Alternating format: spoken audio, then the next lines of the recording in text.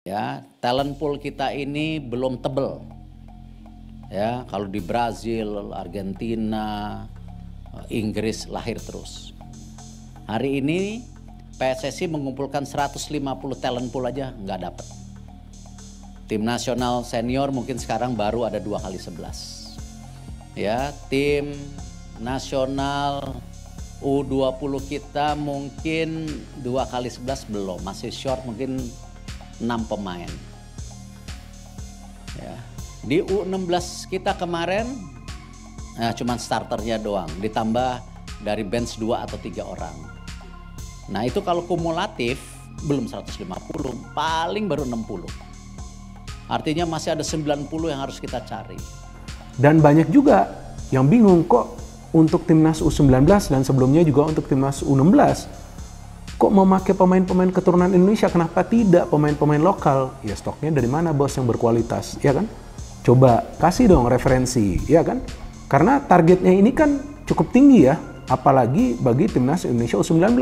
Jadi gimana caranya kita bisa mendapatkan pemain-pemain muda yang berkualitas, yang bisa bersaing bukan saja di level Asia, tapi juga di level dunia pada saat kompetisi usia muda kita ini belum dengan sistem full competition. Dan justru lebih banyak sekarang pemain-pemain keturunan Indonesia yang ingin membela timnas Indonesia. Bukan untuk mencari popularitas, sama sekali bukan untuk mencari popularitas, tapi mereka memang punya niat yang baik untuk bisa membela timnas negara leluhurnya. Seperti yang dikatakan oleh Jens Riven bahwa dia sangat senang bisa membela timnas Indonesia dan dia sangat fokus untuk bisa membawa timnas Indonesia juara di Piala AFF U19. Bahkan dia bertekad untuk bisa menjadi top skor. Kan bagus pemikiran seperti itu kan. Artinya sang pemain memang punya keinginan untuk membawa timnas Indonesia kita berprestasi. Walaupun ini masih di level U19, gak masalah. Jika nanti kita ada timnas U14, kalau bisa dicari juga pemain-pemain keturunan. Gak ada masalah. Kita harus welcome mereka dong. Asalkan mereka punya garis keturunan Indonesia, dan yang kedua, mereka punya kualitas. Yaitu, pertama, di Indonesia itu nggak kayak di Eropa, nggak diajarin tentang, kalau misalkan kita di sekolah kan ada akademisnya kan tentang pelajaran A, B, C kayak gitu kan ya. Nah di Eropa itu ada pelajaran tentang jadi atlet gitu. Jadi selain lu diajarin skill, ngoper, nendang, lari, fisik segala macem, lu juga diajarin gimana caranya menjadi atlet. Pertama dari pola tidur, lu diperhatiin. Terus dari tata cara makan lu juga diperhatiin. Terus dari kedisiplinan lo sangat tinggi. Terus apa yang dibutuhkan badan lu, jenis vitaminnya apa, itu semua tuh ada mata pelajaran gitu. Jadi pemain-pemain yang di Eropa itu rata-rata mereka lebih disiplin dalam segi menjaga tubuhnya gitu. Dari segi makanannya, dari segi cara hidupnya, dari segi apa yang dimakan, minumnya. Misalkan kayak kita, pemain kita masih banyak yang minum, misalkan kayak minuman bersoda gitu. Terus makanan-makanan fast food masih banyak. Tapi kalau pemain dari sana harusnya sih dia lebih peka dan lebih sadar nggak makan makanan itu gitu. Itu yang sangat membedakan. Kalau dari segi skill, ya oke lah. Masih bisa disaingin, tapi kalau udah dari segi yang akademisnya, yang lo menjadi atlet tuh harus seperti apa tuh, nah itu yang di Indonesia tuh bukan salah pemainnya, tapi salah pendidikan di Indonesia nih gitu, nggak diajarin soalnya. Oke? Taunya apa ya? Taunya cuma nendang, lari, ngoper, gebok-gebokan. Gebok sana, gebok sini. Waduh, itu taunya kayak begitu doang di kita. Jadi nggak diajarin, harusnya diajarin. Harusnya itu kalau mau bersaing dengan pemain-pemain yang ada di. Iya, secara dari sisi sebagai pengamat agak kaget dengan respon itu. Nah. Karena ini 16 sekali lagi. Ya. Kalaupun kalah di semifinal, Australia yang kalahin. Yang kalau di lingkup AFF kan memang berarti kita ada di kelompok 4 besar lah. Selalu dengan itu aja. Indonesia, Thailand, Vietnam, Australia. Ya. Artinya bukan sama yang enggak kalahnya. Gitu. Ada yang mereplace Australia ini, itu berpendapat ini replace Malaysia. Digantikan oleh Malaysia. Apa digantikan oleh Australia. Dulu kita ribet sama Malaysia juga kan. Ternyata Malaysia udahlah kita harus singkirin. Sekarang ada Australia. Ada yang bilang kayak begitu. Thailand, Vietnam tetap di situ suatu yang meribetkan lah ini. Nah sekarang ada Australia. Benar begitu. Dari sisi sepak bola kan bagus. Berarti kan ada yang banyak mengasah kita gitu loh. Bukan cuma Thailand, Vietnam, tapi Australia. Lalu bumbu Australia, saya mendapatkan argumentasinya seperti ini. Jadi kalau saya lihat respon reaksi dari Ketum PSSI Erick Thohir itu adalah dia mau naikkan level. Jadi menggunakan momentum itulah. Menggunakan momentum kekalahan U16 di Australia itu untuk memberikan suntikan gitu. Ya, semoga ada lagi penambahan pemain-pemain lain yang terpilih untuk masuk di dalam tim nasional kita. Ya, semua tergantung dari STY sambil menunggu kedatangan STY. Tentunya banyak yang mengharapkan bahwa sekarang waktunya sudah mepet ya, kalau nggak salah juga ya, 1,5 bulan untuk bisa menghadapi ronde ketiga atau babak ketiga di Piala Dunia zona Asia ini. Sehingga itu pentingnya bagi STY untuk cepat untuk bisa datang, karena mungkin saja itu di awal Agustus atau ini sudah atau pertengahan Agustus dia sudah bisa masuk ke TC-nya untuk persiapan menghadapi laga pertama atau 2 laga di bulan September ya, yang akan berlangsung di antara 5 dan 10 September yang akan datang. Siapa-siapa namanya memang kita belum tahu, tapi kalau bisa melihat kalau nama-nama yang saya sebut tadi itu pasti akan oke, baik pemain ini dan juga Calvin Verdong, Jai Itses, Justin Hubner, Ivar Jenner, Rafael Struijk, Tom Hai, Ragnar Oratmangun, semua ini akan masuk, termasuk dengan Sandy Walsh, Sain Patinama, Nathan Cho, itu sudah pasti akan ada di dalam. Ya, kita akan tunggu nantinya pengumuman resmi dari Sintayong untuk tim nasional Indonesia menghadapi putaran ketiga.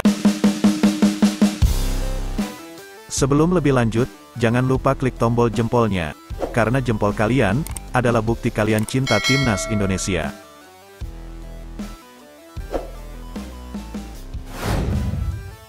PSSI ternyata diam-diam incar pemain keturunan untuk Timnas Indonesia. Striker Liga Belanda ini masuk daftar. PSSI diam-diam sedang mengincar beberapa pemain keturunan untuk dinaturalisasi agar bisa memperkuat Timnas Indonesia. Timnas Indonesia terus berbenah menjelang mengikuti putaran ketiga kualifikasi Piala Dunia 2026 zona Asia. Menghadapi putaran ketiga kualifikasi Piala Dunia 2026 zona Asia nanti, Timnas Indonesia bergabung di grup C yang cukup berat. Skuad Garuda akan berebut 2 tiket untuk lolos ke putaran final Piala Dunia 2026 bersama Jepang, Australia, Arab Saudi, Bahrain, dan China. Melawan tim-tim berat tersebut, Timnas Indonesia dianggap perlu menambah kekuatan agar bisa bersaing. Salah satunya adalah dengan menambah pemain keturunan untuk dinaturalisasi agar tim asuhan Shin Tae-yong itu tampil lebih sempurna.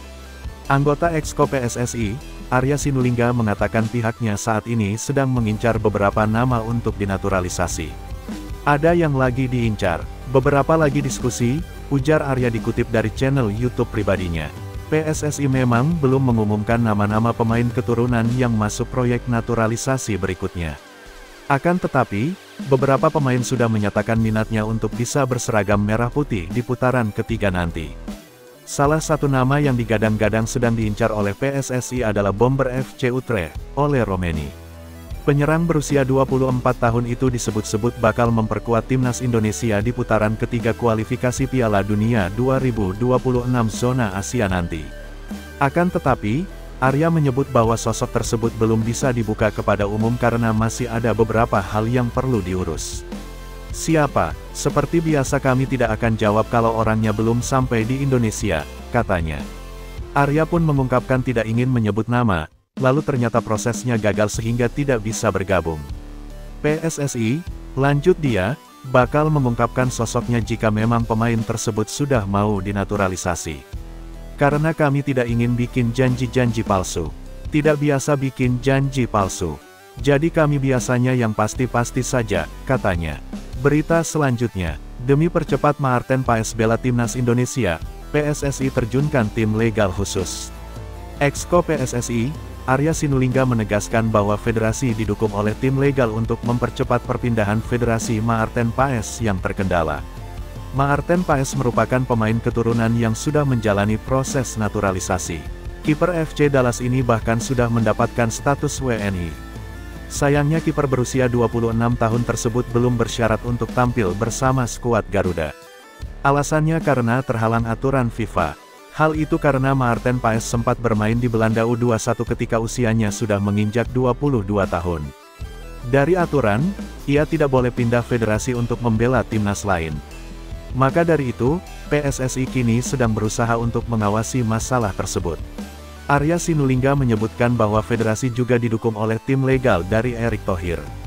Kami didukung yang namanya tim legal, tim lawyer.